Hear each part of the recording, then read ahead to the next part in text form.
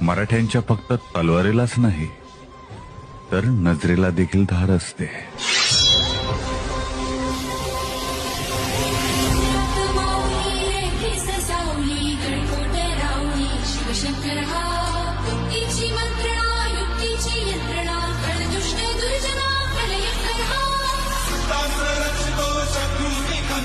भावंड भावना